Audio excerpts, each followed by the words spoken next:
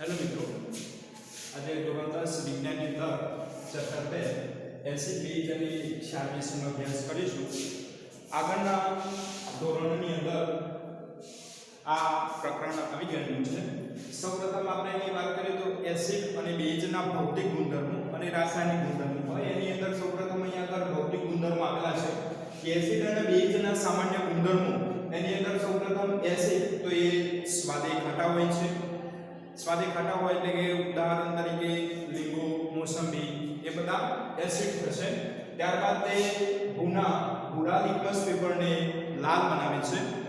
ત્યારબાદ એસિડ ખરા એ બેઝ સાથેની પ્રક્રિયા કરી એ ક્ષારને પાણી બનાવે છે, જેને તટસ્થીકરણની પ્રક્રિયા કહેવાય છે, જે આગળ આપણે આવશે।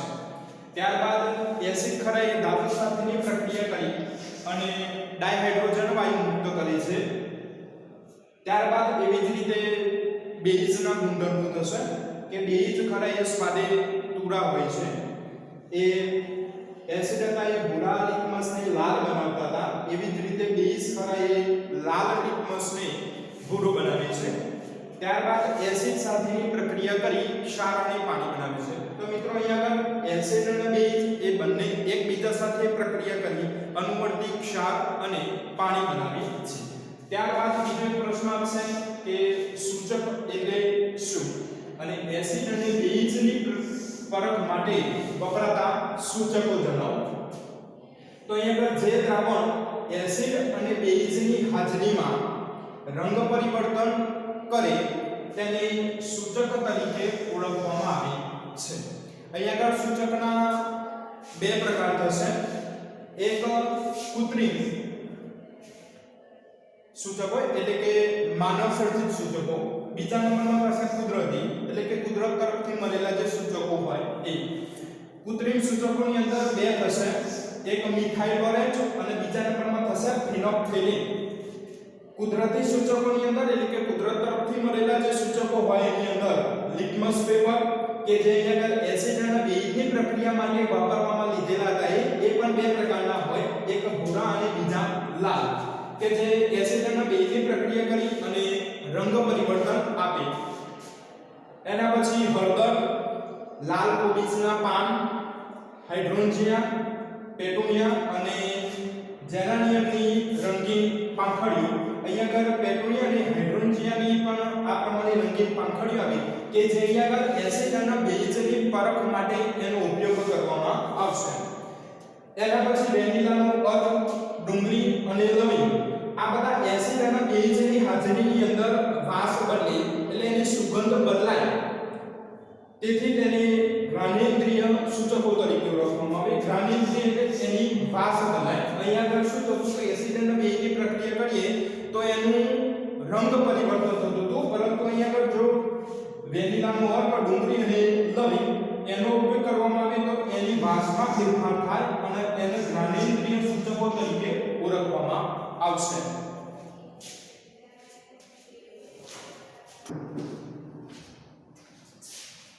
હેલો ફ્રેન્ડ્સ, આગળ આપણે વાત કરી હતી કે એસિડ અને બેઝના ગુણધર્મો અને એસિડ અને બેઝ માટે પરખ માટે સૂચકો અને સૂચકની વ્યાખ્યાની ચર્ચા કરી હતી। હવે અહીંયા આગળ છેલ્લે વાત કરી હતી કે વેનીલા અર્ક, ડુંગળી અને લવિંગનું તેલ એ સૂચક તરીકે ઓળખાય, પરંતુ એને ઘ્રાણેન્દ્રિય સૂચક તરીકે ઓળખવામાં આવે છે। તો અહીંયા આગળ ઘ્રાણેન્દ્રિય સૂચક શા માટે ઓળખવામાં આવે? તો અહીંયા આગળ એની પહેલા પણ આપણે આગળ વ્યાખ્યા જોઈ હતી કે એસિડ અને બેઝ સાથે પ્રક્રિયા કરી એની વાસમાં પરિવર્તન લાવી જેને જ્ઞાનેન્દ્રિય સૂચક તરીકે ઓળખવામાં આવે। અહીંયા આગળ પણ એ જ પ્રકારની વ્યાખ્યા થશે કે જે પદાર્થની એસિડિક અને બેઝિક માધ્યમમાં વાસ બદલાય તેવા પદાર્થોને જ્ઞાનેન્દ્રિય સૂચક તરીકે ઓળખવામાં આવે છે। એના ઉદાહરણ વેનીલા અર્ક, ડુંગળી અને લવિંગનું તેલ, એને ઉદાહરણ દ્વારા સમજાવવાનું થશે। અહીંયા આગળ આપણે એસિડ અને બેઝની પહેલા વ્યાખ્યા જોઈ હતી કે લિટમસ પેપર અને હળદર એનું રંગ પરિવર્તન કરે એ સૂચક હતો, પરંતુ પરિવર્તન કરશે. હવે જ્ઞાનેન્દ્રિય સૂચકની મદદથી એસિડ અને બેઝની પરખ કેવી રીતે થાય? આગળના ધોરણમાં ભણવાનું આવતું છે તો જોયું હશે કે એસિડ અને બેઝ એ લિટમસ પેપર પર એટલે કે એસિડ હોય એ ભૂરા લિટમસને લાલ બનાવે છે, એવી જ રીતે બેઝ હોય એ લાલ લિટમસને ભૂરું બનાવે એટલે કે રંગ પરિવર્તન કરે છે. પરંતુ અહીંયા જ્ઞાનેન્દ્રિય સૂચકની મદદથી એસિડ અને બેઝની પરખ એ પણ ઉદાહરણ દ્વારા સમજાવવાની છે. તો અહીંયા આપણે એની વ્યાખ્યા જોઈ લીધી કે એમાં શું બદલાશે? ફક્ત વાસ એટલે કે એની સુગંધ બદલાય છે. તો એસિડિક જ્ઞાનેન્દ્રિય સૂચકની વાસ દૂર કરી એટલે કોઈ પણ ઉદાહરણ લઈએ તો જેની અંદર એસિડ ઉમેરવામાં આવે તો એની વાસ એ દૂર કરતો નથી. અહીંયા આગળ એસિડ ખરો એની વાસ દૂર કરતો નથી, પરંતુ જે બેઝ હોય એ બેઝ એ જ્ઞાનેન્દ્રિય સૂચકની જે વાસ હોય એ દૂર કરે છે. એનું ઉદાહરણ અહીંયા આગળ આપેલું છે કે જે લવિંગનું તેલ હોય એના સ્વચ્છ કપડા ઉપર એના થોડા ટીપા નાખવામાં આવે તો એ સ્વચ્છ કપડા ઉપરથી આપણને લવિંગના તેલની વાસ આવશે.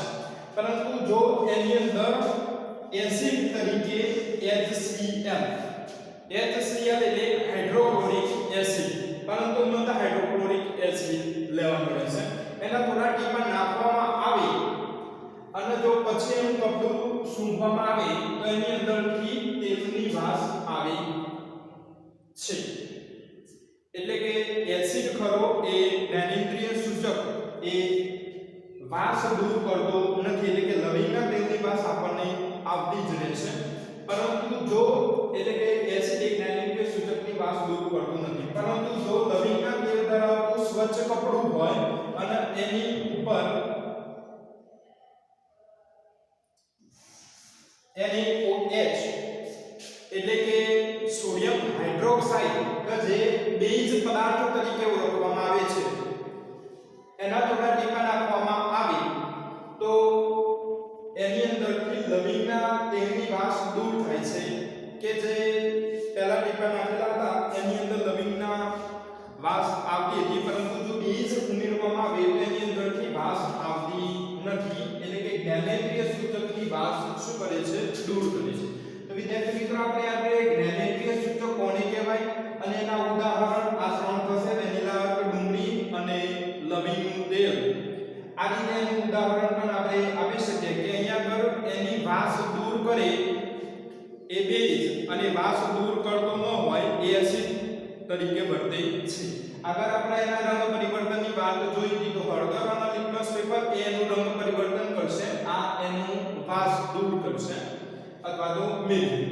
ત્યારબાદ અહીંયા પર એક પ્રક્રિયા આપેલી છે કે ઝીંક ધાતુની મંદ હાઇડ્રોક્લોરિક એસિડ એટલે અહીંયા આગળ આપેલો હોય HCl અને બીજા નંબરમાં સોડિયમ હાઇડ્રોક્સાઇડ એટલે NaOH.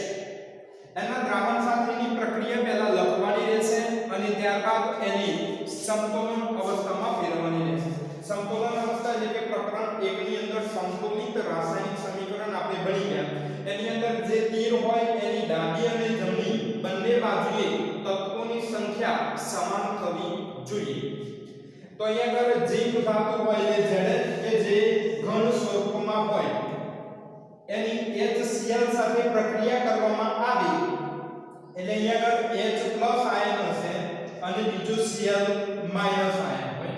અહીંયા આગળ જે Cl- આયન ખરો એ Zn સાથે સંયોજાય એટલે અહીંયા આગળ ZnCl2 થાય. હવે અહીંયા આગળ એમ થાય કે ZnCl2 શા માટે લખાય? તો અહીંયા આગળ ઝીંકની સંયોજકતા +2 થશે. ઝીંકની સંયોજકતા કેટલી થશે? +2. પરંતુ જે Cl હશે એની સંયોજકતા કેટલી થશે? -1. એટલે અહીંયા આગળ ઝીંકના એક આયન સાથે ક્લોરીનના 2 અણુ જોડાવા જોઈએ. એટલે અહીંયા આગળ ZnCl2 અને બીજા નંબરમાં અહીંયા આગળ જે હાઇડ્રોજન હતો એ હાઇડ્રોજન મુક્ત થશે. અહીંયા આગળ આપણે જોઈ ગયા આગળ કે ઓક્સિજન, હાઇડ્રોજન અને નાઇટ્રોજન આ અણુ સ્વરૂપે જ મુક્ત થાય, પરમાણુ સ્વરૂપે મુક્ત થતા નથી અને વાતાવરણની અંદર પણ એ અણુ સ્વરૂપે જ રહેશે. એટલે અહીંયા આગળ ડાયહાઇડ્રોજન વાયુ મુક્ત થાય છે. હવે આ જે સમતોલન આગળ ક્લોરીન કેટલા થયા 2 એટલે અહીંયા આગળ આપણે 2 લખી દઈએ એટલે આપણું સમીકરણ સંતુલન અવસ્થામાં આવી જશે અહીંયા આગળ ઝિંક ક્લોરાઇડ કહેવાશે અહીંયા હાઇડ્રોજન વાયુ દૂર થશે હવે બીજા નંબરમાં એવું આપ્યું છે કે સોડિયમ હાઇડ્રોક્સાઇડ સાથે પ્રક્રિયા સોડિયમ હાઇડ્રોક્સાઇડ એટલે જેને કહેવાશે NaOH અહીંયા આગળ ઝિંકની સોડિયમ હાઇડ્રોક્સાઇડ સાથેની પ્રક્રિયા કરવાથી અહીંયા મળશે સોડિયમ ઝિંકેટ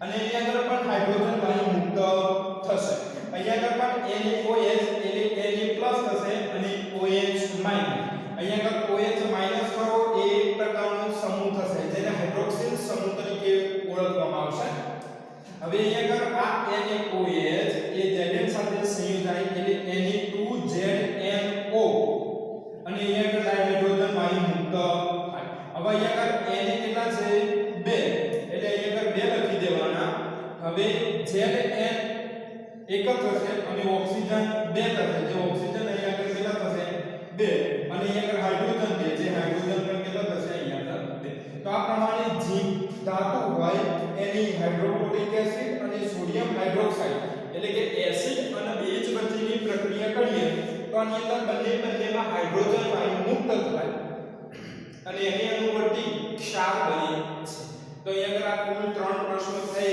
જ્ઞાનેન્દ્રિય વાળો જે આગળના વિડિયોમાં પણ મેં વાત કરી હતી અને બીજો ઝિંક ધાતુની એસિડ અને બેઝ સાથેની પ્રક્રિયા આ એસિડ અને બેઝ સાથેની પ્રક્રિયા આગળ આવશે એસિડ અને બેઝના રાસાયણિક ગુણધર્મો એની અંદર પણ એસિડની ધાતુ સાથેની પ્રક્રિયા અથવા તો બેઝની ધાતુ સાથેની પ્રક્રિયા કરીએ તેની અંદર હાઇડ્રોજન વાયુ મુક્ત થશે અને એને અનુવર્તી ક્ષાર અને પાણી બને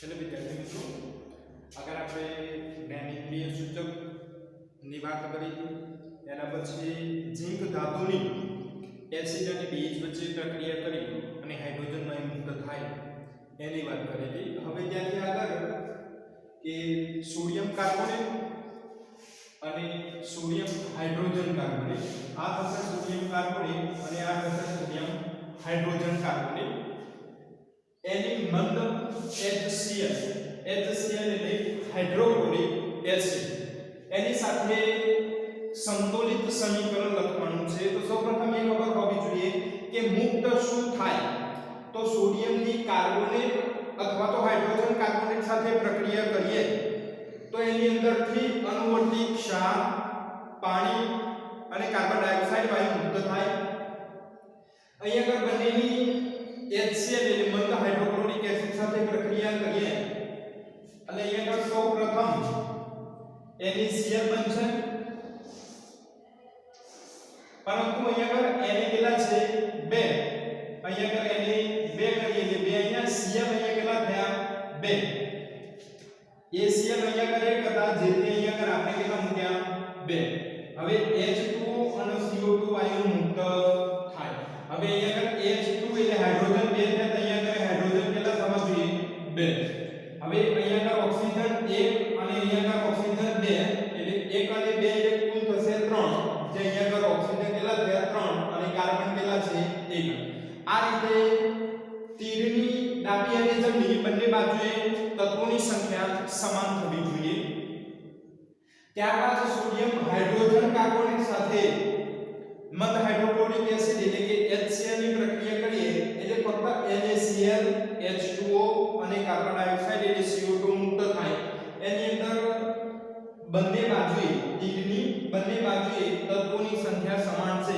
એટલા માટે કોઈની આગળ કોઈ પણ અંક મૂકવાની જરૂર પડતી નથી આ એસિડનું ગુણધર્મ થશે જેમ આગળ તટસ્થીકરણની પ્રક્રિયાની અંદર આપ જોયું હતું પેલા આગળના વિડિયોની અંદર એવી રીતે આપણે એસિડનો ગુણધર્મ થાય કે એસિડની સોડિયમ કાર્બોનેટ અને સોડિયમ હાઇડ્રોજન કાર્બોનેટ સાથે પ્રક્રિયા થવાથી શું મળે તેની અંદરથી અણુવર્તી ક્ષાર પાણી અને કાર્બન ડાયોક્સાઇડ વાયુ મુક્ત થાય છે હવે આગળનો પ્રશ્ન કે તટસ્થીકરણની પ્રક્રિયા કોને કહે છે ઉદાહરણ આપો આ એસિડ અને બેઝના જે ભૌતિક ગુણધર્મો જોયા હતા એની અંદર બંનેમાં એક ગુણધર્મ હતો.